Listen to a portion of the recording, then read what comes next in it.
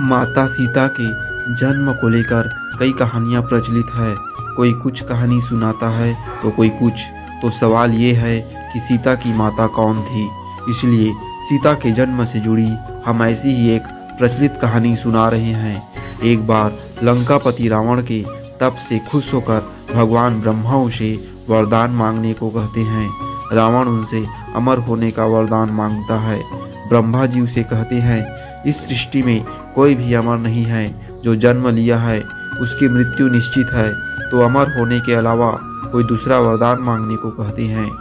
तो रावण सोचकर ये वरदान में मांगता है कि मुझे सूर, असुर, पिशाच, नाग, किन्नर या अप्सरा कोई भी न मार सके। रावण मनुष्य और वानर द्वारा न मारे जाने के बारे में नहीं बोलता है, क्योंकि वह मनुष्य को तिनके के समान समझता था। वरदान पाने के बाद रावण हर तरफ तबाही मचाना शुरू कर देता है। एक दिन वह दंडकारण्य नामक जगह पहुंचता है, जहां ऋषि मुनियों का निवास था। रावण को ऋषि मुनियों को मारना उचित नहीं लगा, लेकिन वो उन ऋषि मुनियों के रक्त को एक कमंडल में भरकर साथ ले जाता है। वह कमंडल घृतस्य मद ऋषि का था, जो पुत्री की लालसा में माता लक्ष्मी से प्रार्थना करते थे कि वह उनके घर पुत्री के रूप में जन्म ले। इसके लिए घृतसमद ऋषि रोजाना पूजा पाठ के दौरान पवित्र मंत्र पढ़कर दूध की कुछ बूंदें कमंडल में डाला करते थे, जिसमें रावण रक्त भरकर अपने साथ ले गया। रावण कमंडल को लंका ले गया और वहां पहुंचकर कमंडल अपनी पत्नी मंदोदरी को देकर कहता है, यह विषैले रक्त से भरा है, इसे संभाल कर रखना और किसी को मत देना। कुछ दिन बाद विहार के लिए रावण किसी पर्वत पर चला जाता है। मंदोदरी को इस तरह रावण का जाना अच्छा नहीं लगता है। वो मृत्यु प्राप्त करने के लिए वह कमंडल में भरे विष का पान कर लेती है।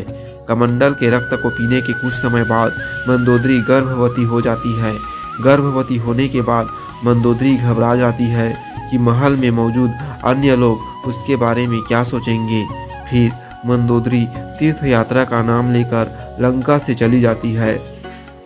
लंका से जाने के बाद मंदोदरी एक बच्ची को जन्म देती है, लेकिन लोक लाज के चलते वो उसे एक कलश में रखकर जमीन में दफना देती है। जिस जगह पर वह कलश दफन करती है वह राज्य राजा जनक की राजधानी मिथिला थी। इसके बाद राजा जनक के राज्य मिथिला में अकाल पड़ गया। ऋषियों ने राजा जनक से यज्ञ का आयोजन करने के लिए कहा, जिससे वर्षा ही उनका कष्ट दूर हो। यज्ञ की समाप्ति के अवसर पर राजा जनक अपने हाथों से हल लेकर खेत जोत रहे थे। तभी उनके हल का नुकीला भाग, जिसे सीत कहते हैं, किसी कठोर चीज से टकरा गया। हल वहीं अटक गया। जब उस स्थान खुदाई हुई तब एक कलश मिला, जिसमें एक सुंदर कन्या थी।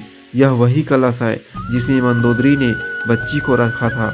बच्ची को कलश से निकालते ही आसमान से फूलों की वर्षा होने लगती है। राजा जनक ने उसे अपनी पुत्री के रूप में स्वीकार किया। जनक की पत्नी उस समय निसंतान थी, इसलिए बेटी को पाकर वह अत्यंत प्रसन्न हुई।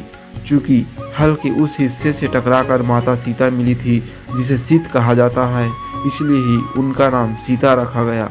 वही जनक पुत्री के रूप में उन्हें जानकी कहा गया। दोस्तों, ये कहानी आपको कैसी लगी? क्या आपने कहानी सुनी थी? कमेंट जरूर करें। मेरे इस वीडियो को लाइक शेयर करें, साथ ही मेरे चैनल को सब्सक्राइब करें। पूरा वीडियो देखने के लिए बहुत बहुत धन्यवाद।